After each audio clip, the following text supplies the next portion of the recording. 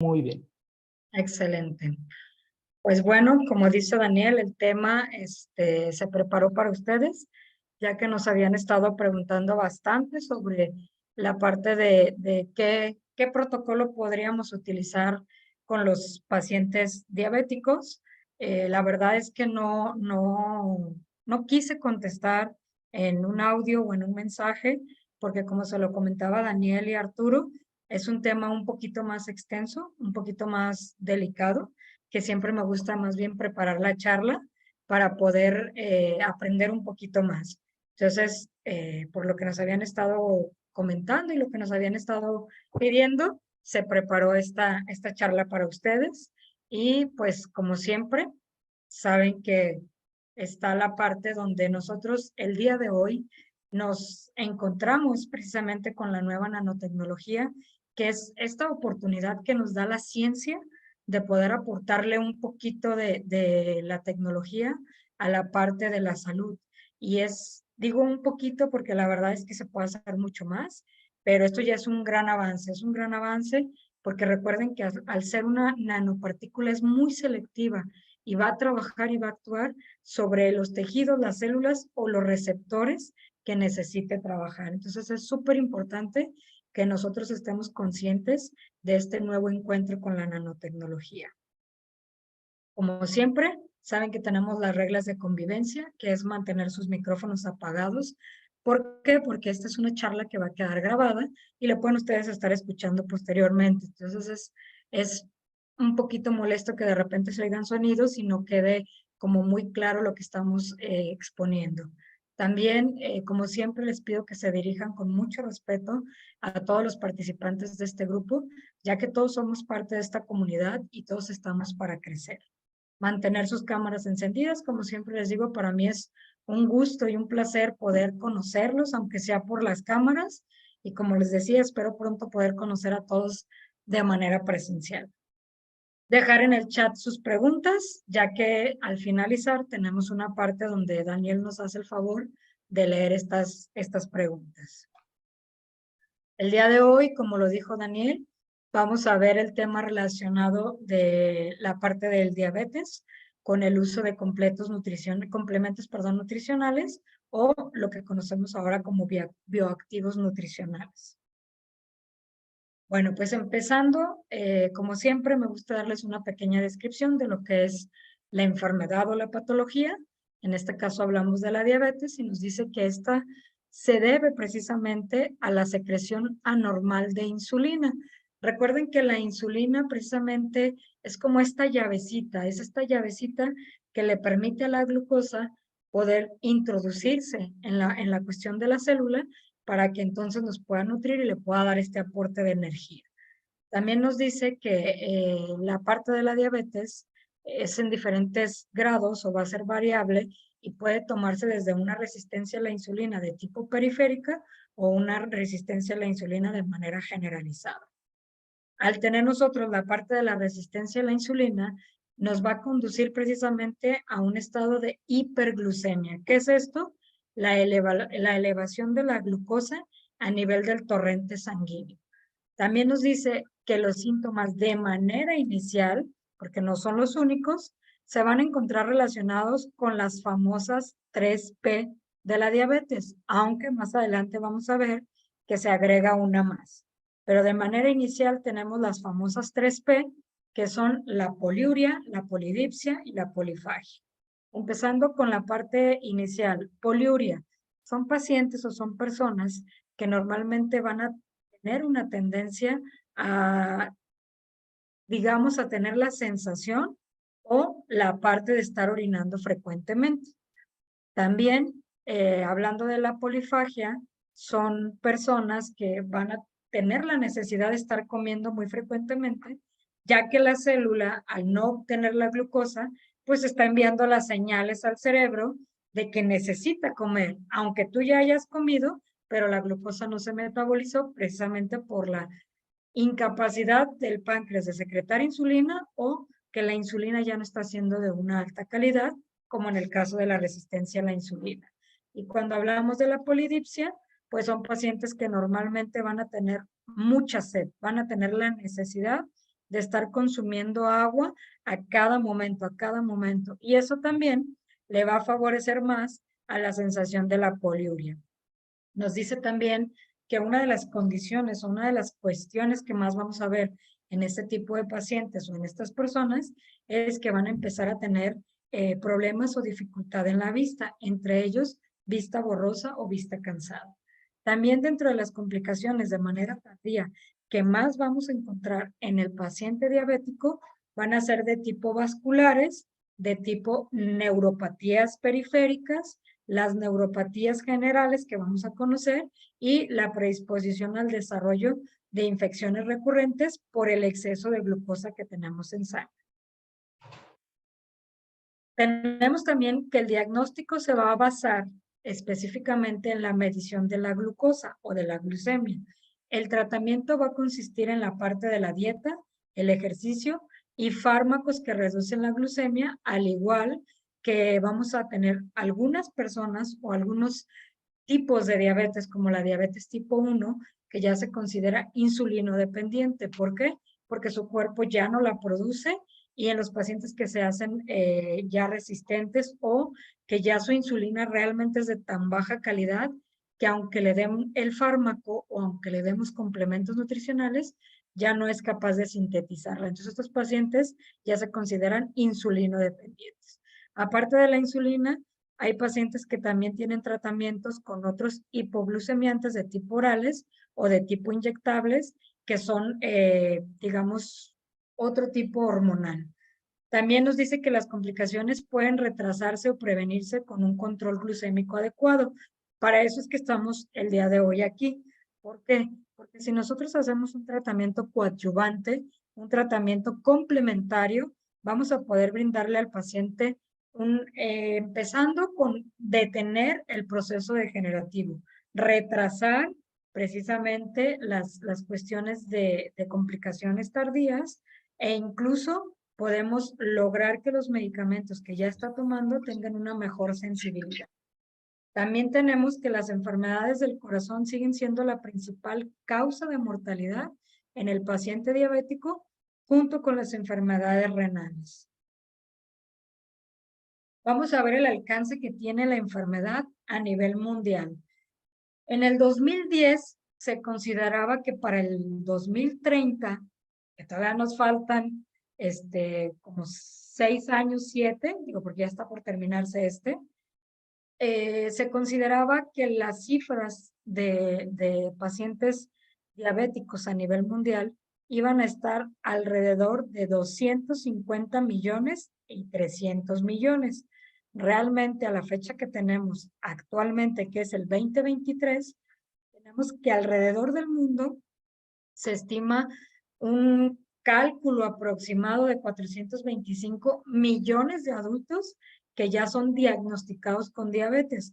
Esto hablamos de los que ya son diagnosticados. Falta hacer digamos, un rastreo, un estudio donde se empiece a ver de manera preventiva los niveles de glucosa. Ahora, vuelve una estadística que es para el 2040. Para el 2040 se estima que las cifras vayan en 640 millones de personas diagnosticadas con diabetes. Esto es una suma muy, muy importante y de mucha alerta para los que nos dedicamos al área de la salud, porque no es posible que siga incrementando. Por eso es que este artículo nos menciona que así como va incrementando el diagnóstico, es importante que nosotros empecemos a concientizar a las personas y a capacitarlas. Por eso lo que decía Daniel al principio me pareció muy interesante. Si tú padeces esta enfermedad o conoces a alguien en tu entorno o tienes algún familiar, es muy importante que lo invites a este tipo de charlas porque hablamos de todo lo que podría pasar en un futuro y todo lo que podría ayudarse a complementar para que él no tenga precisamente estos deterioros o incluso nosotros de manera preventiva no entrar dentro de esta estadística. Los factores de riesgo que incluye la diabetes van a ser la edad, sobre todo la de tipo 2, que se considera un poquito más metabólica por hábitos. nos dice que va a ser la edad donde vamos a encontrar pacientes mayores o iguales a 35 años. En realidad, en la experiencia personal, tenemos pacientes desde 15, 20 años que ya empiezan a tener un trastorno metabólico, como lo que es la resistencia a la insulina. También vamos a ver el sobrepeso e incluso la obesidad, estilo de vida de manera sedentaria. Vamos a ver antecedentes familiares de diabetes mellitus tipo 2, antecedentes de alteraciones de la regulación de la glucosa, como lo que ahora se considera prediabetes o resistencia a la insulina. Tenemos también la diabetes mellitus gestacional o un parto de un bebé que llegue a pesar más de 4.1 kilogramos. Esto es importante porque muchas veces no lo relacionamos. El peso al nacer es fundamental porque desde ahí ya viene la programación. Y en el caso de la mujer, si la paciente durante el embarazo desarrolló diabetes gestacional, tiene una alta probabilidad de, digamos, 5 o 10 años, empezar a presentar diabetes ya de tipo metabólica o genética. La parte de la hipertensión también, las dislipidemias, donde nosotros vamos a tener que si el paciente tiene colesterol HDL, que es el que consideramos bueno, menor a 35 miligramos sobre decilitro, tiene una alta probabilidad de producir o de detonar en diabetes. ¿Por qué? El colesterol HDL en nuestro cuerpo es fundamental porque es el que le va a permitir a la insulina sacar precisamente o metabolizar toda la grasa que se encuentra de manera periférica, mandarla al hígado y en el hígado convertirla en energía. Pero si nosotros tenemos niveles bajos de HDL, ¿qué va a pasar? La insulina no va a ser activada para las zonas periféricas. ¿Qué son las zonas periféricas? El tejido adiposo, perdón, y el músculo. Entonces, como no son activadas, se van a seguir almacenando ahí y cuando llegue un exceso, se va a convertir en triglicéridos, que a su vez esto nos va a empezar a hacer una placa ateromatosa y esto nos va a acumular más glucosa en el tejido, perdón, en la parte sanguínea. Aquí tenemos también que si nosotros tenemos niveles de triglicéridos por arriba de 250 miligramos sobre decilitro, también tenemos un factor de riesgo. En antecedentes como enfermedades cardiovasculares, tenemos otro factor de riesgo. Y por último tenemos el síndrome de ovario poliquístico, también se considera un factor de riesgo, ya que este nos va a generar una resistencia a la insulina o está relacionado con una resistencia a la insulina a largo plazo. Raza o grupo étnico de tipo africano, hispano, asiático, americano o indioamericano. Prácticamente todos estamos con un factor de riesgo. Enfermedad de hígado graso, que actualmente encontramos que el 90% de los pacientes estamos predispuestos o con una alta tendencia a hígado graso. O que esta es un poquito menos común, pero sí se da en infecciones por VIH. Tenemos una condición muy interesante que es lo que nos lleva a nosotros en medicina a predecir o proyectar la parte de cuántos pacientes vamos a tener en 10 años, en 20 años, ya que actualmente este factor que es la hiperinsulinemia compensada se está dando de manera general. ¿Qué es la hiperinsulinemia compensada? Bueno, en términos científicos, como nos lo dice aquí, es que la parte de la insulina o la parte metabólica en el cual los efectos periféricos, hablando del músculo, hablando del tejido adiposo, hablando del cerebro, hablando de la parte del corazón o en la parte tisular, la insulina se encuentra muy disminuida, lo que les explicaba hace ratito, y nos dice que la resistencia a la acción de esta hormona se compensa mediante un aumento de secreción de las células pancreáticas o las células beta pancreáticas, como su nombre lo dice, del páncreas. Y esto va a resultar en la llamada hiperinsulinemia compensada. Hablando ya en palabras más comunes o hablando en por qué se da, actualmente las personas llevamos para empezar un ritmo de vida muy acelerado. Y este ritmo de vida tan acelerado no nos permite llevar horarios en nuestra alimentación. Para empezar, la mayor parte de nosotros empezamos a tomar una acción o a tomar una actitud como los americanos. Nos levantamos, un café y quizás un pan o solo un café y a trabajar. Y a eso de las 12, en el break, un lunch, ya sea unas papas, un pan, cualquier cosa que rápido me quite el hambre. Estos son carbohidratos.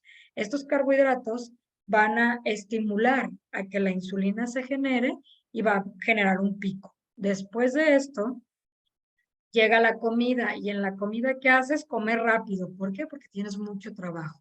Le dedicas 15, 20 minutos a la comida, cuando mucho, media hora, si es que te da el tiempo. Entonces comes de manera tan rápida que igual vuelves a activar esta parte del páncreas para que rápido secrete la parte de la insulina y entre en metabolismo el carbohidrato. No solo eso, llega la noche. Si no desayunaste, no comiste bien, en la noche quieres compensar y en la noche es cuando nuestro intestino se va a descansar. Entonces, al momento que descansa, no quiere trabajar, pero tú le das una carga de carbohidratos, pues va a tener que trabajar junto con el páncreas y el hígado para poder metabolizar esto. Entonces, eso nos está dando picos constantes de secreción de insulina, lo que hace un hiperinsulinismo compensado. Como pueden ver aquí en la imagen, nos habla de una sustancia muy interesante que es la GLP-1, que esta es justamente la que se empieza a estudiar actualmente, ya tiene más o menos como 10 años en investigación, pero actualmente ya hay fármacos que se utilizan la GLP-1. Nos habla que va a tener acción a nivel de cerebro, corazón, hígado, tejido adiposo, músculo, estómago e incluso en el propio páncreas, donde nos va a dar una sensibilidad, o sea, nos va a dar una captación mejor de insulina. Nos dice que en el corazón, al tener buena estimulación de la GLP-1 y sensibilizar la insulina, se convierte en un cardioprotector y en un acelerador o en un corrector de la función cardíaca. En el cerebro se convierte en un neuroprotector y va a estimular las sensaciones de apetito que estén disminuidas. En la parte del estómago nos hace una disminución del vaciamiento gástrico, lo cual nos da más tiempo de saciedad. En la parte del hígado se convierte en una disminución que el hígado realmente no va a tener que estar entrando en gluconeogénesis o gluconeogénesis compensada, que es la producción elevada de glucosa a través del hígado. Entonces va a haber una disminución. En el tejido adiposo y en el músculo vamos a tener mejor captación y almacenamiento de glucosa, y en la parte del páncreas vamos a tener un incremento en la secreción de insulina, una disminución de la secreción de glucagón, que después es el que estimula el hígado, un incremento en la síntesis de insulina, un incremento en la proliferación de células beta, o sea, le va a permitir repararse y regenerarse, y va a haber una disminución en la apoptosis celular de las células beta, que es la muerte precisamente de las células beta pancreáticas. ¿Qué hace las GLP-1 en mi cuerpo? Bueno, ya lo mencionamos alguna parte, pero nos dice que además de estimular la secreción de insulina, las GLP-1 va a suprimir la liberación del glucagón para no estimular el hígado. Aparte de eso, va a enlentecer el vaciado gástrico, va a mejorar la sensibilidad a la insulina, por ende va a reducir el consumo de alimentos. Otros nutrientes también pueden estimular la secreción de insulina, como lo que son los ácidos oleicos, por eso hoy vamos a hablar de la chía, y también la parte de las proteínas de suero, que esto es otro complemento que se puede utilizar. ¿Qué es el eje incretina? Esto es importante porque actualmente se incluyen fármacos con lo que son las incretinas. ¿Qué son estos? Las incretinas son hormonas intestinales que se van a liberar en el torrente sanguíneo, en la parte circulatoria, donde vamos a tener una respuesta a la ingestión de nutrientes. Cada que nosotros comemos un nutriente, ya sea un carbohidrato, una proteína o un lípido, esto se va a activar para empezar el proceso metabólico. Nos dice que estos van a participar en la homeostasis de la glucosa. ¿Qué quiere decir? La regulación de la glucosa.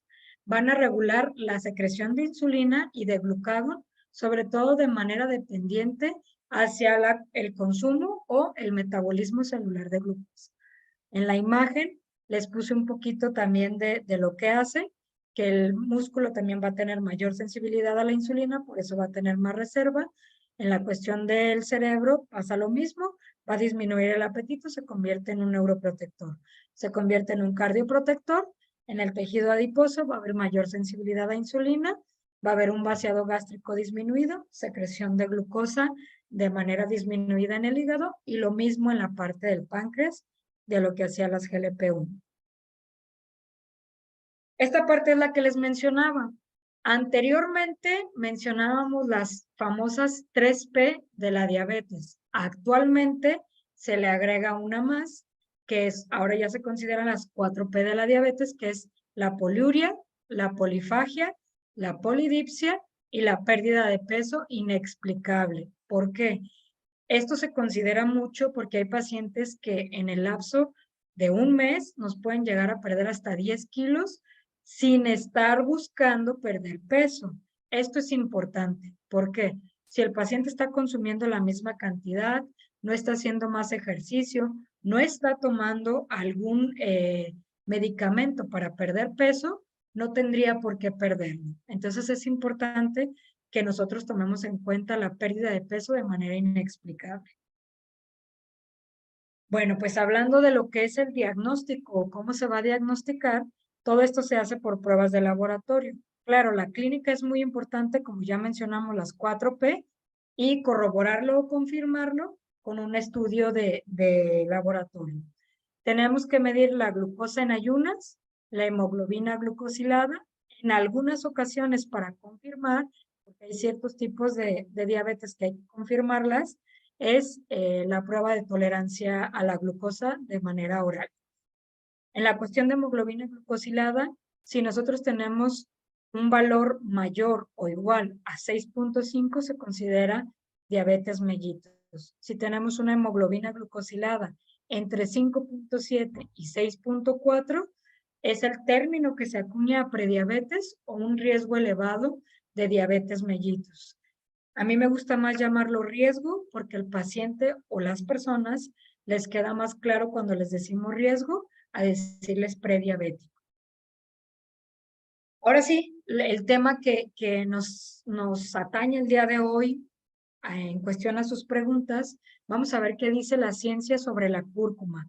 Bueno, pues nos dice que la cúrcuma es un hipoglicemiante muy importante, ya que hay estudios que demostraron el efecto sinérgico de la curcumina y de la parte de la insulina de manera natural, sobre todo en el metabolismo de la glucosa en células mioblastos de ratones. Nos dice que al respecto se planteó que la estructura polifenólica de un antioxidante de la curcumina presenta efectos antihipoglicemiantes por sí solo, no necesitas darle algo más, pero siempre vas a tener un mejor resultado con un tratamiento de base.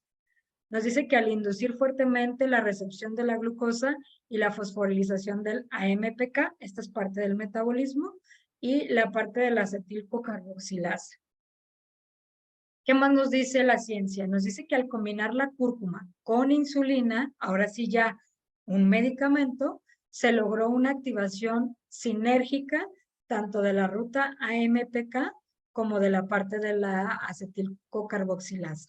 También se activó la parte de la fosfoinositida, que es una parte también del metabolismo, sobre todo protector del hígado. Y nos dice que esto nos indica a nosotros que el incremento de la sensibilidad de la insulina en las células de tipo muscular y la parte donde nos va a representar un potencial agente antidiabético en combinación, ¿sale? ¿Qué más nos dice? Nos dice que otras investigaciones también evidenciaron que la curcumina posee efectos hiperglucémicos, pues incrementa la sensibilidad de la insulina por atenuar los niveles de factor de necrosis tumoral, sobre todo la muerte de las células beta pancreáticas. Nos dice que también la parte de la combinación de la dieta, que es alta en grasas, y que se puede favorecer precisamente a la obesidad y esto favorecer a una cuestión diabética, se ve también un gran efecto porque también es antilipótico, o sea, también nos va a mejorar el metabolismo de las grasas. Estos efectos son comparables a los del hipoglicemiante rosiglitazona, que es un medicamento, por lo cual la curcumina puede actuar de forma similar en pacientes obesos con diabetes tipo 2. Ahora vamos a ver el jengibre.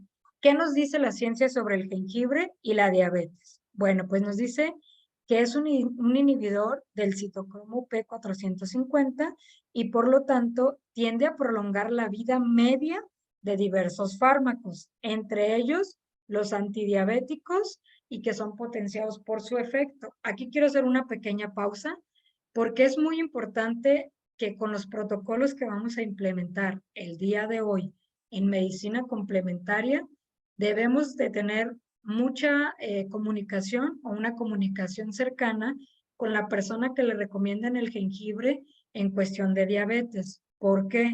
Porque al potenciar el fármaco que está consumiendo su paciente o la persona que ustedes se lo recomiendan, ¿qué va a pasar? Puede llegar a entrar el paciente en estado hipoglicémico y recuerden que es más peligrosa una hipoglicemia que una hiperglicemia. Entonces es importante que lo tomemos en cuenta. Ahora, un estudio realizado en roedores indica que tras la administración de una dosis diaria de jengibre con canela, hubo una disminución, este es con un grupo de ratas obesas con diabetes, experimentó la disminución de sus niveles de azúcar en sangre, donde hubo un aumento de la sensibilidad a la insulina, así como la reducción del peso y la grasa corporal.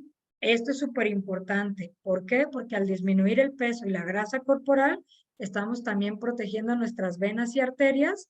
Y lo que decíamos al principio, que uno de los factores o una de las complicaciones mayores que llevan a la muerte al paciente diabético son las enfermedades cardiovasculares. Bueno, también la ciencia nos dice que otro estudio similar en ratas diabéticas o ratones diabéticos se encontró que el jengibre no solo ayudaba a regular la glucosa en sangre, sino que también a prevenir los problemas cardíacos que normalmente se derivan de esta complicación o de esta condición. También un estudio realizado en el 2015 nos informa que los suplementos de polvo de jengibre pueden reducir los niveles de azúcar en ayunas. Los participantes de este estudio tomaron 2 gramos. Aquí quiero aclarar, por eso es la importancia de consumir un producto en nanotecnología. ¿Por qué? Porque 2 gramos de jengibre se vuelven un poco irritantes para el intestino.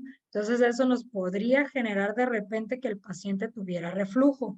A diferencia de que si nosotros le damos una nanopartícula, vamos incluso a prevenir daños a nivel de la mucosa gastrointestinal. Este estudio nos dice que en todos los días el paciente tomó estos 2 gramos durante 12 semanas, un tiempo muy prolongado. Con la nanopartícula lo vemos en menos tiempo. Pasado ese tiempo, los investigadores observaron una disminución significativa en los niveles de hemoglobina glucosilada, en las apolipoproteínas de tipo B y las apolipoproteínas de tipo A1, junto con las malonodieído, ¿sí? Que son otro tipo de moléculas que se analizan. También nos dice que de acuerdo con este estudio publicado en el Europa Journals of Pharmacology, el tratamiento con 2 extractos diferentes de jengibre, entre ellos una nanopartícula, habían provocado una caída del 35% en los niveles de glucosa, sobre todo de manera sérica, y un aumento del 10% en los niveles de insulina, sobre todo en pacientes diabéticos que ya tenían un tratamiento. Nos dice que se observó que ambos extractos eran capaces de interactuar con los receptores de serotonina para revertir sus efectos sobre la secreción de insulina. Ahora pasemos a la chía. Bueno, ¿qué nos dice la ciencia sobre la chía y la diabetes? Nos dice que el efecto de la chía triturada a dosis de medio gramo, sobre todo para el control de la hiperglucemia en el grupo experimental, tuvo una disminución progresiva y significativa de los niveles de glucosa en sangre durante los próximos 10 días del consumo. Aquí aclaro también, Aquí lo que usamos es la parte de la nanopartícula, no la chía triturada, porque recuerden que también ya habíamos platicado que la parte de consumir la chía en la semilla triturada, al tener una alta cantidad de fibras, si nosotros no consumimos agua, el beneficio no se va a dar. Aparte de eso, hay ciertos pacientes que tienen algunas alteraciones gástricas que debemos quitarles la fibra. Entonces, una nanopartícula no tenemos ese problema. Por eso es que también tiene mayores beneficios. Nos dice que también la parte de la recuperación de las estructuras citológicas de las células beta pancreáticas, sobre todo en la parte de los islotes de Langerhans, tuvo una gran rehabilitación o una gran reparación. También nos dice que podría ser atribuido sobre todo a la parte de los ácidos grasos omega 3 que vamos a encontrar en la chía. Nos dice que impide la acumulación de lípidos en los vasos sanguíneos, por lo cual se va a convertir en un cardioprotector en el paciente diabético y también en el paciente con enfermedad renal. Por ende, un mayor flujo de sangre, sobre todo permitiendo que la supervivencia y reparación de las células, sobre todo de los islotes de Langerhans, se lleven a cabo. La reparación de estructuras también se ve favorecida por el efecto antioxidante de los grupos hidroxilos de los compuestos fenólicos. Esta es una investigación que viene desde 1992. Entonces nos está hablando prácticamente ya de más de 30 años que se ha investigado la chía en protección a cuestión diabética. También nos dice que los potentes antioxidantes que tiene la semilla de chía, como lo que es la quercetina y el ácido ferúlico, van a impedir que las células se oxiden y al no oxidarse nos va a favorecer en cuestión de protección. Nos habla de que no va a haber una oxidación de los lípidos, de las proteínas, del ADN y con esto se va a tener un efecto sobre todo más fuerte que los mismos flavonoides. Esto fue una investigación del 2009 y el 2006. Como siempre, les hacemos una dosis recomendada. Aclaro aquí, depende mucho del paciente, de la cantidad de glucemia que tenga en sangre y el tipo de tratamiento que ya esté llevando. Pero por lo general son las dosis que recomendamos. Hablando de los nutrientes de cúrcuma, jengibre y chía, empezamos con la cúrcuma en el adulto. Bueno, pues la cúrcuma en el adulto vamos a tener una implementación de una cápsula cada 8 horas. En el adolescente, una cápsula cada 12 horas y en el pediátrico, 5 gotas cada 8 horas. Hablando del jengibre, tomando en cuenta la pausa o la puntuación que les hice de que si toma un fármaco es importante estarle revalorando la dosis porque puede convertirse en un potenciador de los medicamentos y llevar a un estado de hipoglicemia. Nos dice que debe ser una cápsula cada 12 horas en adulto, en adolescentes una cápsula cada 24 horas y en pediátricos 3 gotas cada 8 horas. E incluso se puede ir hasta 1 o 2 gotas y en el adolescente le podemos cambiar en vez de cápsula a gotas, bajarle a 7 o 5 gotas y en el adulto se puede ir a una cápsula al día o si esto de manera cotidiana lo lleva a estados hipoglicémicos de regulación, lo podemos bajar hasta 7 gotas. En la cuestión de la chía, tenemos que, vamos a poner en el adulto 10 gotas cada 8 horas, en el adolescente 5 gotas cada 8 horas y en el pediátrico 5 gotas cada 8 horas. Aquí les dejo como siempre, perdón, la parte de la bibliografía que se utilizó para este tema e incluso les agregué otros 2 que son muy interesantes que hablan de la nanotecnología. Por mi parte sería todo. Pasamos a la parte de preguntas y respuestas. No sé si por ahí ya tengas algunas preguntas, Daniel. Claro que sí, ya nos hicieron llegar algunas preguntas. Lo primero que nos están haciendo llegar es, ¿qué sucede si le administramos jengibre y canela y el paciente es hipertenso? En la parte de la hipertensión, recuerden que también es importante tomarlo en cuenta.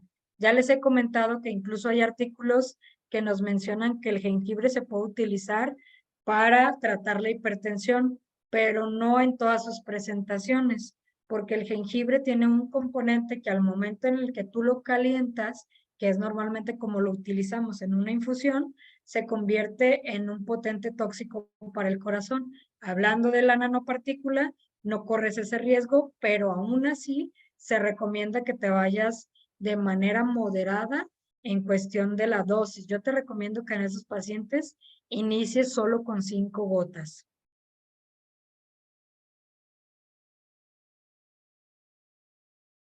Muy bien. Te voy a poner nada más la pantalla aquí para Ajá.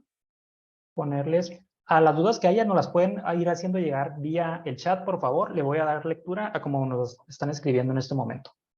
Nos dicen, una persona que está ciega por diabetes, ¿cómo debe tomar los suplementos? De la misma manera como lo pusimos en la tabla.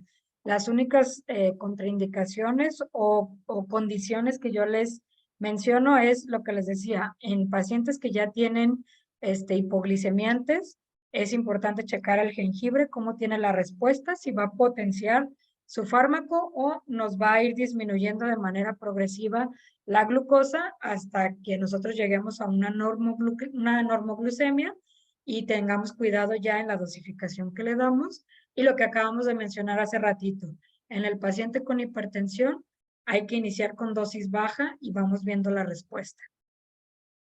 Correcto. ¿Existen alguna lista de alimentos básicos, digamos, que debamos evitar teniendo diabetes, que de rigor nos vayan a complicar el tratamiento? Sí, yo te recomiendo que busques, actualmente ya hay algo que se llama el semáforo de la diabetes, que son alimentos, y también se mete lo que son los alimentos de bajo índice glicémico. Ahí mismo te dan la relación de que hay alimentos o nutrientes de índice glicémico medio, que quizá los puedes tomar por la parte de la mañana y por la parte de la tarde hasta antes de las 4 de la tarde. Entonces es importante que busques esa lista, así se llama, alimentos de índice glicémico o el semáforo de la diabetes. Nos preguntan si el tomar cúrcuma puede causar algún tipo de acidez al tomarlo o esta persona experimenta acidez, que sí, ¿a qué se puede deber? Sí podría presentarlo, porque acuérdate que hay hipersensibilidad en ciertos pacientes y también este paciente probablemente trae mucha inflamación y al tener tanta inflamación y darle la cúrcuma que es antiinflamatoria, te va a producir algo que se llama vicariación a salud. La vicariación a salud precisamente es una pequeña agravación de algo que ya tienes ahí. Entonces, como está haciendo su trabajo antiinflamatorio, te puede producir eso. Te recomiendo que a ese paciente mejor se lo des en cápsula o si le estás dando gotas, le bajes la dosis. Correcto. Nos preguntan para una persona hipertensa y con diabetes, ¿cómo debe tomar al día? ¿Cómo debe tomar la dosificación? Es lo mismo que les mencionaba, la única que se debe de checar es el jengibre, iniciando con 5 gotas. Aparte que recuerden que aquí en este protocolo les estamos poniendo lo que es la chía y recuerden que la chía favorece la parte cardioprotectora y ayuda a reducir los niveles de hipertensión. Entonces ahí estamos compensando también. Y también comentarles, pues también que es un proceso largo, ¿no? Que tienen que esperar, considerando las implicaciones que tiene en su salud. Justo en unas charlas anteriores nos comentaba Susana, por ejemplo, en el caso específico de la chía, que es muy relacionada para triglicéridos o dietas, ¿no? Que una persona que espera bajar de peso como tal, tiene que esperarse unos 4 meses para empezar a ver va a tener cambios desde el principio significativos, pero sin embargo nos comentabas que uno de los primeros cambios que se va a sentir es que el hígado graso, ¿no? Se empieza a depurar. A lo mejor el cambio de bajo de peso va a tardar unos meses más, pero que seamos conscientes que estamos depurando y autorregulando funciones que a lo mejor teníamos muy mal desde un principio. No, y muchas veces eso que tú dices, Daniel, es muy importante porque en la parte de medicina funcional algo que nos enseñan mucho es cuánto tiempo llevas enfermo. O sea, si tienes 30 años de sobrepeso y obesidad, no lo vamos a resolver en una semana, no lo vamos a resolver en un mes. Vamos a ir haciendo cambios porque tu cuerpo se tiene que ir adaptando precisamente a estos nuevos cambios metabólicos. Sí, no esperar que sean los cambios que nosotros deseamos, como un cambio físico y me puse en tantas tallas por usar la dieta. Nuestro cuerpo es sabio y en ese sentido va a hacer las funciones sustantivas que requiera, más si estamos en un caso crítico. Así es. Nos pregunta la siguiente persona: una adolescente de 15 años, se le diagnosticaron hipoglucemia y fue remitida a nutricionista. Hoy día está en dieta con sus alimentos y toma vitamina C, omega 3 y complejo B. La pregunta es, ¿ella puede tomar chía? También tiene desarreglo en su periodo.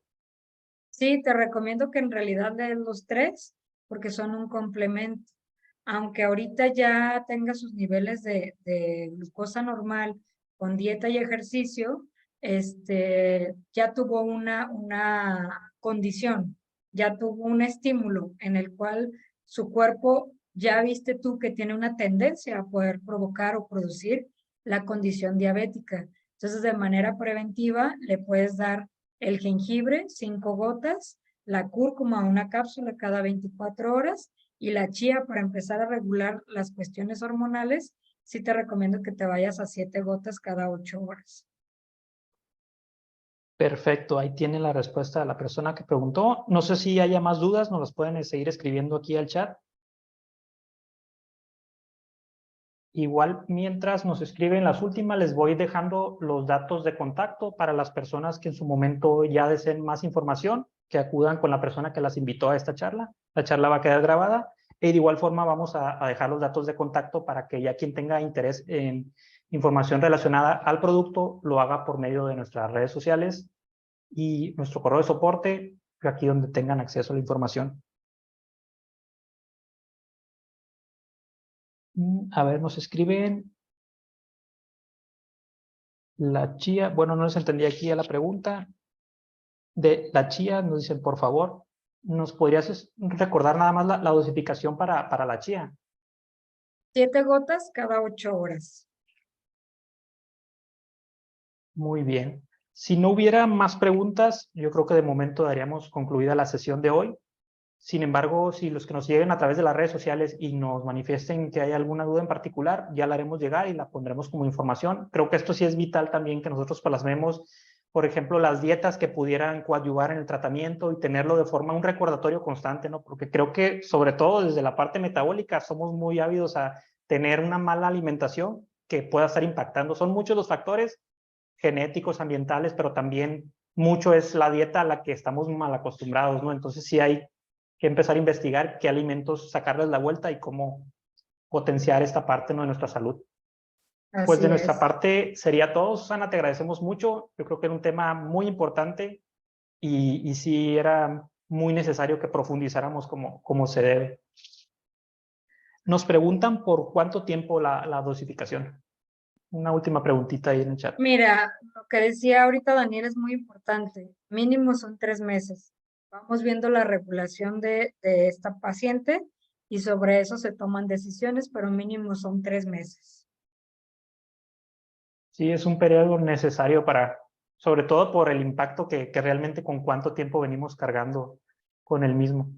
Bueno, vamos a dar por concluida la charla de hoy. No vi más preguntas en el chat. Va a quedar grabada aquí mismo y yo creo que pues se abre para muchísimas más dudas que vayan saliendo. Ya le iremos retomando con tiempo. Les dejamos aquí nuestras redes sociales para que ya profundicen dudas en particulares.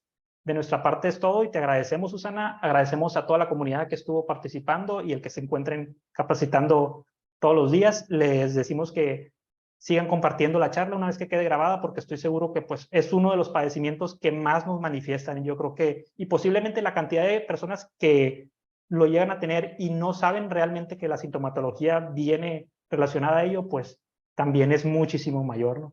Entonces les agradecemos Claro. mucho a todos. De nuestra parte ha sido todo. Y pues muy buenas noches a todos, les deseamos y nos vemos en la charla del jueves para quienes quieran más información de los productos y el próximo martes ya estaremos viendo la temática que viene contigo, Susana.